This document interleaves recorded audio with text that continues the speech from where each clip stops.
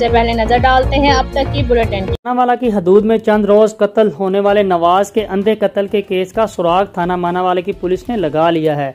नवाज की बीवी ने अपने ही शोहर को अपने आशना के साथ मिलकर कत्ल कर दिया। मजीद जानते हैं थाना मानावाला में मौजूद डीएसपी सर्कल तौसीफ अहमद खान से, जो इस वक्त मीडिया से बातचीत कर रहे हैं। बिस्मिल्लाहिर्रहमानिर्रहीम। तमाम दोस्तों ने मेरी तरफ आप लोगों को तकलीफ़ दी है जी। हमने एक बड़ा अहम मुकदमा ट्रेस किया है।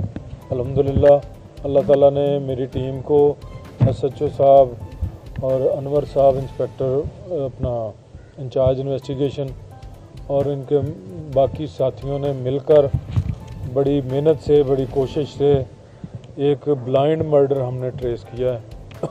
उसकी डिटेल में आपको थोड़ी बता दूँ। बड़ी बारीक बीनी से चेक किया, जिसमें हमें उसकी बीवी और एक लड़का नवीद नामी जिसका डाटा मशकूक मिला, हमने उनको थाने बुलाया।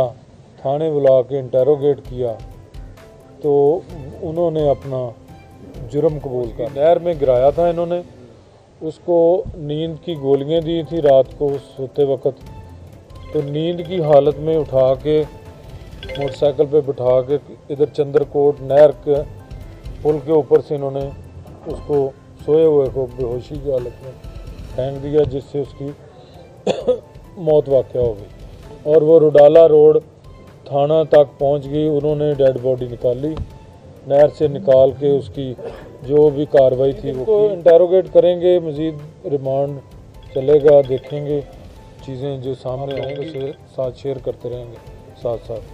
जिस हद तक तफ्तीश हो चुकी है उस हद तक तो मैं आपको बड़े वसूख से बता रहा हूँ कि ये इसकी बीवी और इसके वो आशना जो नवीद है उन्होंने एक्सेप्ट भी कर लिया है हमारे सामने, जुर्म का इतराफ़ कर लिया कि हमने ही ये तरीके से जुर्म किया है। तो आज आप लोगों को ये बाकायदा हम अनाउंस कर रहे हैं, तो इंशाअल्लाह कल रिमांड लेंगे।